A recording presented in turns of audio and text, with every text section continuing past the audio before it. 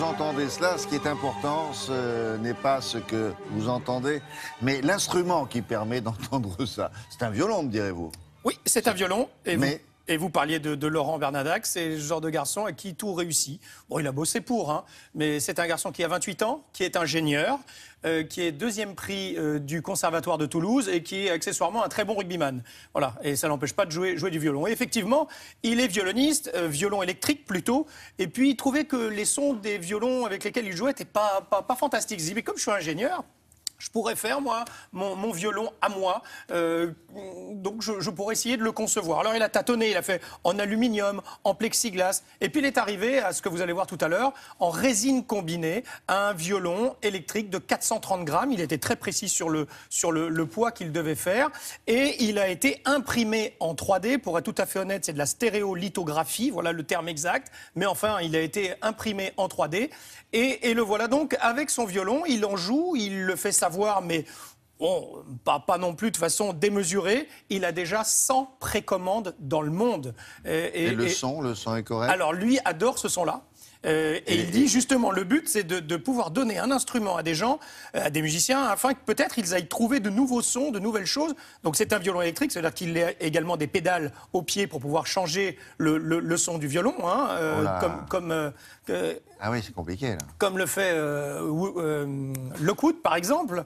Il est dans la même lignée. Hein, Didier Lockwood. Et donc, vous allez l'entendre. Il parle très, très bien, d'ailleurs, du son de son violon. Je vous propose de découvrir parce qu'à la fois, il est magnifique à regarder et le son est très beau.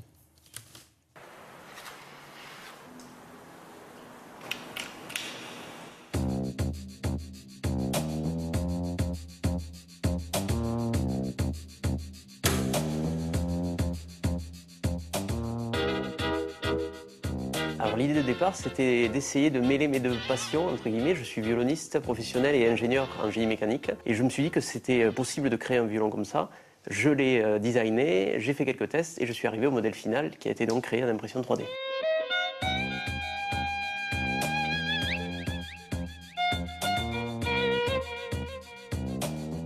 Donc comment ça fonctionne l'impression 3D? On part d'un bac assez grand de résine liquide et un laser va venir solidifier des milliards de points. Toute l'étape dure 24 heures jusqu'à obtenir au milieu le violon transparent qui a été réalisé. Alors j'avais plusieurs contraintes. Déjà, je voulais un design qui me plaise à moi et qui peut-être plairait aux autres. Et ensuite, il y a plein de contraintes techniques derrière, notamment le poids. Il faut que le violon soit inférieur à 440 grammes, ce que j'ai réussi à faire. Et comment on fait? On garde uniquement les parties utiles du violoniste, la mentonnière, le manche du violon. Et toutes les parties qui ne sont pas utiles, on va les évider tout en gardant la solidité du violon pour qu'il tienne sous la pression des cordes. Les cordes sont bien tendues, créent une grosse pression de flexion sur le corps du violon. Et pour contrecarrer ça, malgré le fait qu'il faille un violon vraiment très léger, il faut créer derrière un treillis. C'est ce que j'ai mis beaucoup de temps à réaliser. Et manifestement, ils tiennent, donc j'ai réussi mon pari.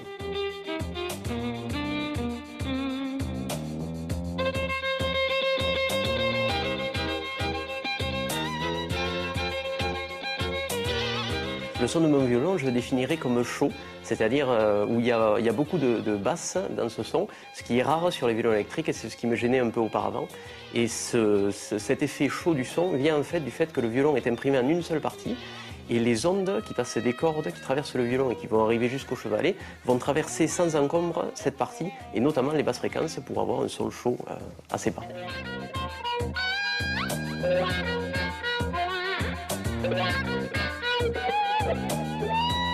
La clarté de ce son permet de le travailler de façon efficace puisqu'il est très puissant, très clair, il n'y a pas de bruit parasite et on a tout le spectre de fréquences qu'on va pouvoir utiliser, travailler avec des effets, soit un effet clean, soit un effet irlandais, soit un effet wah-wah, soit un effet distorsion.